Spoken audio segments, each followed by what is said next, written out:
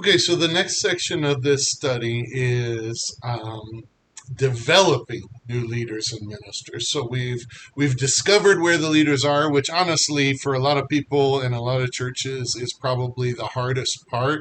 We don't think we have anybody. We're not finding where they might come from, but like I was saying in the discovery part, um, there's a lot of people that don't recognize where the leaders are going to come from within their own church because they're not thinking about what it would take to develop them from where they're at to where they need to be in order to be leaders in the church. So they say we don't have anybody. Well, if you start looking in places that you don't expect, you're going to find people who are not yet ready, but could be ready. And so you're going to have to develop them. So that's what this section is about. And the first blank line at the very top says, "Develop new leaders and ministers." Now listen with me as we hear Dr. Virgil Askren from the Colorado District talk to us about developing new leaders. So anyhow, the manual has all sorts of tools, and our movement has many tools that help with development of leaders. We're going to talk about some practice today, and there's a couple words I want to give you, and the first word is this: model. Model is the first word. We want to show potential leaders how to lead and develop those leaders by example. All right? It's just not even right just to say, hey, I want you to lead the youth, or can you be one of our greeters, and then not give them the tools and the resources to do that. And one of the best tools we have is when we can model it for them. Right? So you always want to be sure that you're bringing other folks along with you. Just a couple of reminders. Remember, the behavior you're practicing is the behavior you'll reproduce. Yep. So we want to do our very best, right?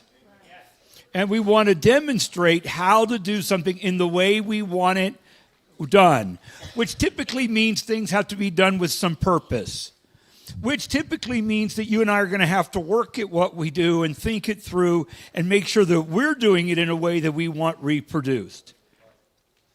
Second, I want to remind you that this is person to person. Your material may say flesh to flesh, but that's just sort of gross. So, so let's just say person to person, okay?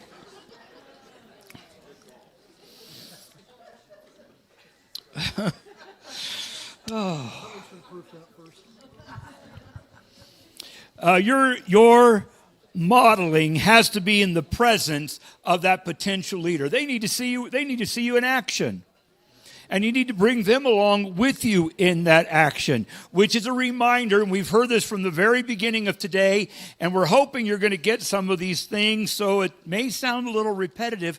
It's all on purpose because, well, the DS is a slow learner, and so we just assume that at least a couple others of you might be. Okay, so we don't do things alone, do we? We bring people along with us. Apprenticeship is so important for all of this. There is value of just simply giving a person the opportunity to ask why. Why do you do it that way? How do you do it? Where do you do it? Where do you find this? Where do you get those resources? That's all a part of apprenticeship. And we want to give folks a chance so that they know what's going on. And so that means that for you and I, who have been the greeter at the front door for the last 15 years, we need to start thinking in terms of what do we do, how do we do it, and why do we do it, so that there's intention. Start by asking yourself the questions of why am I doing what I'm doing and when I'm doing it and how I'm doing it, so that you're sure that what you're doing is with purpose and that you're sure that what you're doing is with the best of the resources and best of skills that you have. But we want to know the purpose behind all those things that we do. Now, the second word is almost as good as the first. It's the word mentor. How many of you have ever had a mentor? Aren't they great? I like mentors.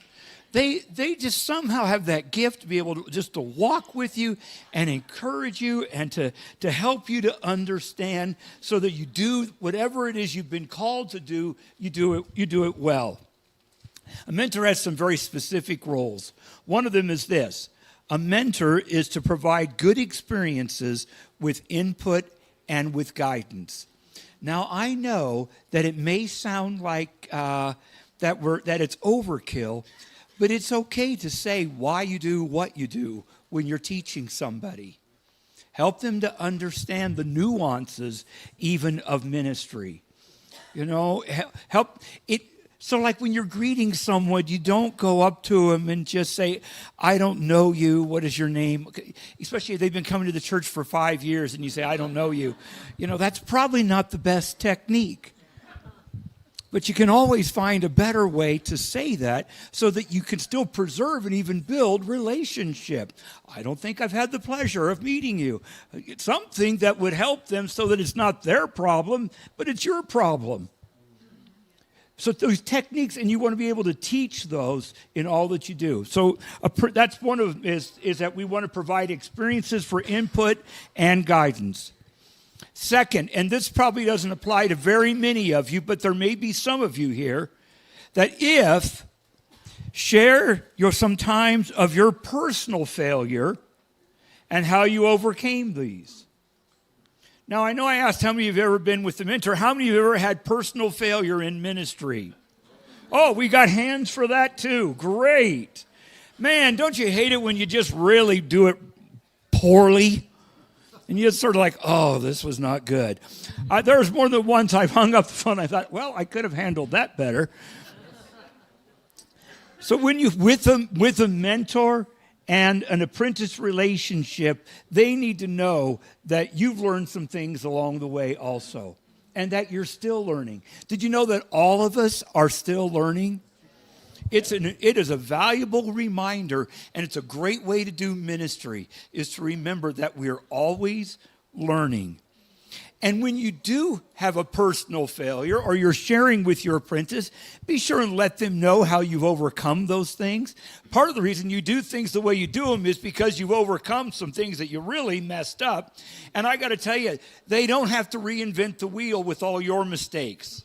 You know, let them make their own. That's fine. But if there's something you can prevent them, then help them. Share those mistakes and how you overcame them. Help them to learn how not to do. I have a third word for you. That word is monitor. Monitor, evaluate with feedback. This is sort of sounding mechanical, isn't it? It is. All right, because we're trying to create folks who are competent and confident in ministry. We want them to understand what they're doing, why they're doing it, and how they can be the very best that God's created them to be. So evaluate with feedback. Did you see anything you could have added or changed to make their ministry experience better? Look at those things. Help them to see them. What's going to happen is that when you start evaluating, you're going to find out. All right, let me just back up. When you evaluate, first thing I want you to do is be personal. Okay? Make sure that it's specific to what's going on with them, how they're doing the job. You don't need to evaluate someone else with them. Okay, but keep it personal with that person. The second thing I think that's important is that you be specific. It's not good enough to tell the third grade teacher, don't give sharp scissors to the students, without giving them some understanding as to why you don't give sharp scissors to the students. All right? So be sure that you're specific with whoever your apprentice is. And then I would really encourage you, if you want to make their experience better, that you make sure that it's integrated into life. That it's not just a random or a general, but it's specific to them and it's integrated into their life and their current situation and their ministry. The second thing I would tell you is that we want to ask them is, what did you learn that you'll implement in your ministry and life? Help them to understand. It's interesting because, earlier in this, they separated ministry from life. And now when we talk about developing our leaders, we want to help them understand that ministry and life walk hand in hand. There's nothing worse than when they're separated and that they don't understand their life affecting and being a part of what's going on in ministry. But those relate. Those go hand in hand. Number 4. Have training for every level of ministry. If you can't find the training tools, create them. I think we need to begin understanding that folks start at all different levels, right? And so we want to invite them into a place of ministry where they're comfortable enough to be just a little uncomfortable. So that they're in that ministry where they sense they can do it, but they're just uncomfortable enough to know they're going to have to grow a little and that they're going to have to rely on God and rely on others. And then they can grow into that position, and we grow them into that position so that we can move them to the next place, the next level of ministry. And I think sometimes in the church, we sort of codify ministry so we have really important jobs and really important ministries, and then we have ministries that aren't so important. I think that is a huge mistake. And if we're going to, we have to be able to understand that all ministries in the church are important and that it's so important that everyone have a part and everyone be involved. And then we put folks in where they best fit, understanding that they'll grow and they may go to another area of ministry, which means we always need the door open for them to say, I believe the Lord's calling me into this. Or I so love working with the 2- and 3-year-old, but I'm thinking maybe I'd be better fit with the kindergartners. Or I'd like to try the junior high. And I say, if you're really good with the toddlers, you might be good with the senior adults. Just a thought. Oh, you guys. One of the exciting things that's going on the district, and part of the reason we're doing this, it's one of the interesting things. Have you ever noticed in life, family, ministry, whatever, you start hearing same words over and over again, or the same themes, and you think, man, maybe the Lord's trying to tell me something, now you know how slow a learner I really am. Well, I went to, at the end of the beginning of the cycle of resurgence, I was at a workshop with a bunch of DSs and all, and they were talking about the statistics on those who are being called into ministry. That 25% of our pastors are 65 and older, that 1% are 30 and younger, that 5% are 35 and younger. And so you're hearing all these statistics, and you're thinking, we are in huge trouble. We need it. But then you also know that the same God is calling, that God doesn't quit calling. So you sort of wonder if perhaps there's some other gaps that need to be filled. And then they start coming up with this stuff, that's creating a culture of calling. And you're thinking, yeah, you know what? Maybe there's something.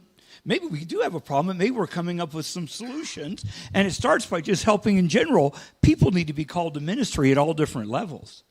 And let the Lord grow them into these other places of service. And then I determined, we're not going to sit around and wait for this. And so I've started preaching on calling. If I'm coming to your church in the next 6 months, you're probably going to hear a sermon on calling and being called into ministry, because it just seems to me that we can't hear it enough. And I agree with, I think Pastor Mark said it earlier, that if you're at a children's camp and you're the speaker, at least one day needs to be focused on kids hearing God's call. Our children hear God's call. That's when they begin to respond to it. I was 6 years old and just knew that I was either going to be the president of the United States or a preacher. I mean, kids start thinking that way. And we want to invite them into the opportunity to hear God call. It needs to be happening at children's camp. It needs to be happening in our Sunday school classes and children's church. It needs to be happening at teen camp. It needs to be happening in our teen Sunday schools and our youth groups. And it needs to be happening on Sunday morning, because I really believe that God recognizes our current situation and that He is calling folks into second careers. He is calling our retired folks. He's calling bivocational folks. I'm very excited about the book that Mark is giving, because the fact is, if we're going to do micro churches, we are going to need folks who have full-time jobs and still are going to care for their house church or their coffee shop church.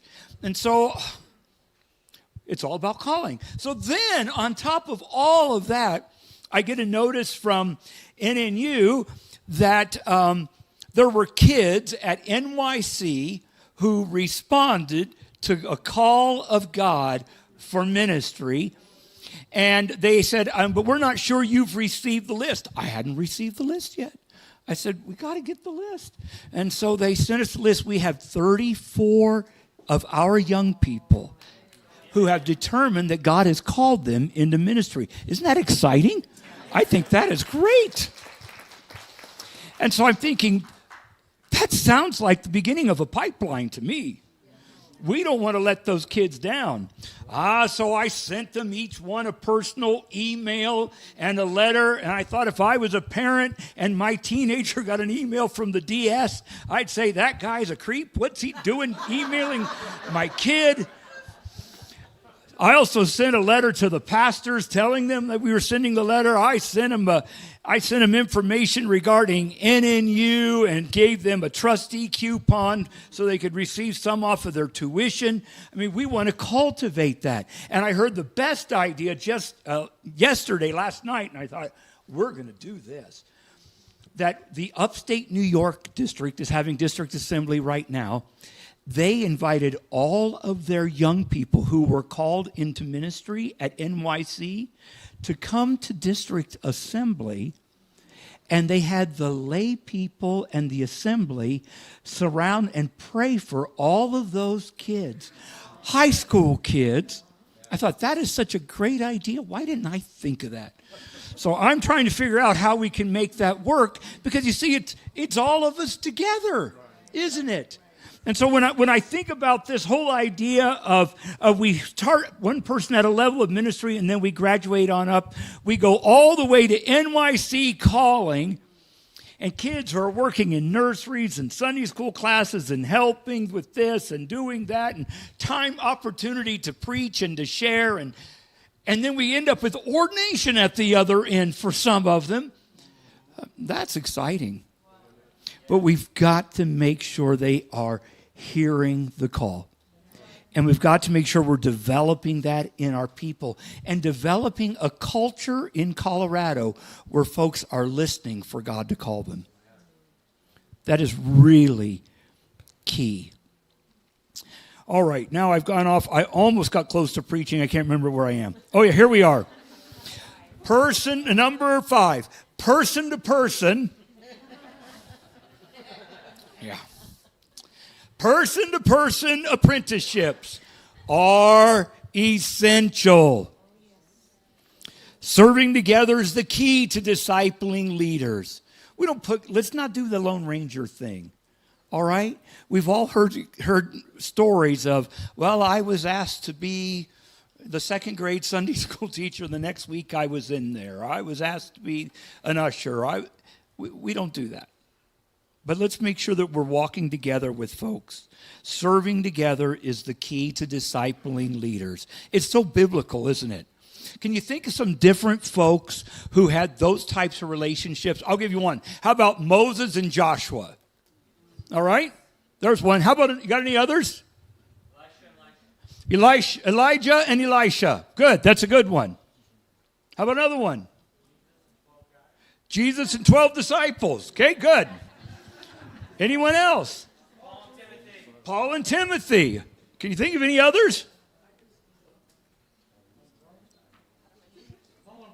Paul and Barnabas. These relationships, it's so evident in Scripture that God uses relationships of mentor and apprentice.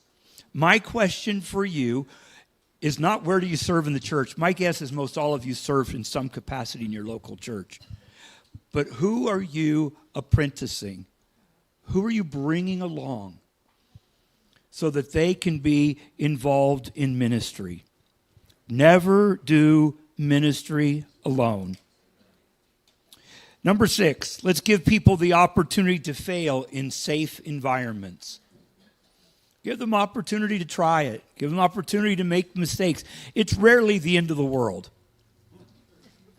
You know, it really is. And that safety is an opportunity for them to learn and to grow and to know that you have their back. Number 7, help them back up when they do fail. Brush them off. Get them back on mission. Galatians 6:1. Let's see here if I can find it on my phone. Good news, the Western Slope says that they're on. Brothers, if anyone is caught in any transgression, you who are spiritual should restore him in a spirit of gentleness. Keep watch on yourself, lest you too be tempted. We want to be folks who encourage others along. We're here to build up the body and encourage our folks so that ministry is easily attainable. These are some wonderful tools for developing new leaders. I think probably the most obvious for a lot of us is the fact that we need to model what it looks like to be a leader and to be a minister. Mentoring has sort of received a lot of press in the last few years, perhaps, or maybe over the years. But I will just say that probably monitoring is the place where we fall most often. That we put somebody in and we are so busy with all that we have to do, or we're so busy. I think the metaphor sometimes is keeping all the plates spinning in the air, that we don't necessarily check in very often to see how the folks that we've put into ministry positions or into leadership are doing. We don't give them feedback. One of the things that I work really hard to do with my staff is to give honest and open feedback. And sometimes that's difficult to give because sometimes there needs to be changes. There was a time I had been assigning people to preach at different times, and not just when I was going to be out of town or out of the pulpit. I assign people to preach when I'm there. It's good for my spiritual development and growth. It's also good for their development. So I don't wait till I'm going out of town for somebody on my staff to preach that we're raising up. I assign them to preach when I'm right there. So then I oftentimes, some of them actually come right to me and ask afterwards, how was that? How'd I do? What could I have done better? And they want honest feedback. And so for a while, I was given feedback, and some people were really getting better, and others not so much. And so one of the things that occurred to me after I taught the preaching class for an Alliance course on our district, it occurred to me that if the problem was in the preparation, then me giving feedback on the delivery was not going to fix it. So I started asking at least a week in advance for the manuscripts or the notes or the outlines, whatever. I didn't mandate that people preach in a particular way, but I asked for them to give me the notes that they had prepared. And I found out that some of our preachers The problem was not their delivery. They were preaching exactly like what was in their notes. And so I started giving feedback, and I almost like some people stopped turning in those manuscripts to me, and I said, I don't want all your red ink all over it that way. But I would say, I don't know how you're going to finish this message other than just saying, so yeah, and then praying, because you don't have a conclusion in here. And that person had often had trouble with their conclusions, and I thought it was a delivery problem when it was really a preparation problem. And so you won't know any of that unless you monitor. And that's true whether it's preaching or Bible study teaching. I try not to teach a weekly Bible study, because I will oftentimes drop in on classrooms and just listen how things are going in the Bible study classrooms.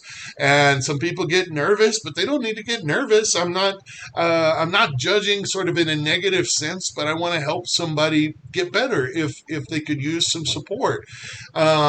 And so I do that, and we do that in many ministries. One of the biggest mistakes that I see pastors make, even staff members in our church that we're sort of raising up to be good at raising up people, is that we have this tendency not to monitor, not to inspect what we expect, if you will, not to check in. I put somebody in charge of something, and then I don't show up for 2 years at that thing that they're doing. I'm not saying you should be there every week, but drop in, see how they're doing. And otherwise, you're not raising them up. Um, you maybe think they're already raised up, but in a lot of cases, the raising up is still continued. Just like our kids, we're raising our kids, but that doesn't stop when they're 5 or when they're 8 or when they're 18. In some ways, we're still raising them as adults, and teaching them new things when they encounter a new stage of life and they call us. We're still raising them up. Another thing is training. A lot of us do not have formalized training, and in a lot of the ministries, our church does not have formalized training in a lot of our ministries. We try to do informal training, but I've noticed that sometimes the informal training is not consistent, and so we think that they know what they should be doing, but we really haven't given them all the tools that they need to succeed. But I will say that some sort of informal training, apprenticeship, some sort of back and forth where you can do ministry and I'm there, and we talk about it afterwards, is absolutely essential if we're going to raise up people in ministry in the church. And if you're the pastor and you say, well, I can't be there at everything, well, then you better teach, in our church, the core team, or teach the assistant pastors or associate pastors, teach them how to raise up ministers so that they can be doing apprenticeships. The senior lead pastor doesn't have to be the only one that's doing an apprenticeship that's raising up leaders. In fact, one of the reasons that we're doing this training in our church is because I can't be the only one raising up leaders. And I don't think I am, but probably there's not enough of us raising up leaders in our church. There needs to be more of us that are having these intentional conversations, that are putting somebody else in ministry, then stepping back, watching them do it, and then having a conversation about how it went. And if we had more people doing that, then we would be getting more done, and we'd be raising up more leaders within the church. And I don't want to go over everything that Dr. Askren shared, but I will just say that we do need a safe place to fail. Oftentimes, when I'm putting somebody into a ministry, I'll put them in at a level where I know they can be bailed out if needed, where I know they're not going to cause too much harm if they're not quite ready. I used to put our preachers in first in a service where we had 10 or 15 people before I would ever even consider putting them in a service where we had 100 or 200 or 500, because First of all, some of the first times I preached were to 500 or 1,000 people, and it is terrifying. And I guess you could say, well, it worked for you. Yeah, but when I didn't feel like I did a good job, I was completely heartbroken because I felt like, you know, I had this opportunity to preach to 1,000 lost people, and maybe I didn't do as well as somebody else would have done or as it could have been done. I usually want to. I used to love. We had a primetime service or a senior adult service, and we had like 30 saints of the church that were probably going to heaven no matter who preached to them this Sunday. That was a great time to put somebody in. Now they were also maybe the most they gave the most feedback, not always constructive, perhaps, but I do think that sometimes that might not have been a great situation, but they did give feedback, and it was a good opportunity for somebody to fail in a safe environment, if you will. Okay, so at the close of this lesson, we've been in all the other lessons. We've been talking about let's get into small groups, but in this lesson, this is personal work time. It specifically says take 10 minutes alone to list at least two actions you could engage in when you return. And let me say, when you return, assumes that you're away at a training and you're returning to your home church. If you're with us doing this training in our local church, then you're not returning anywhere, but it's what are you going to do next? If you're doing this at home, you're probably not returning anywhere. What are you going to do next? That will make you better at developing leaders and ministers in your life and church. And remember, this is not just for the pastor. Otherwise, I'll watch the video of Dr. Askren and I will learn to do this, and we'll all be done. I don't need to teach this. But this is for you. If you're a staff member, if you're a lay pastor, if you are a layman within the church, you need to consider what you could do to better help raising up leaders in our church. There's three slots for actions, but it says at least two actions. What are two things that you could put into practice? And now this is going to be a to-do list. Now I would love for you to share this with me, share this with one of our core team pastors, share this with your mentor, so that there can be some accountability in this, because I know what happens is you say these are the things I could do, but then you don't do them. But if we want to make sure that we reinforce the culture of calling in our church, then it's really important that we all start actually doing these things, these actions that will help raise up leaders in our church.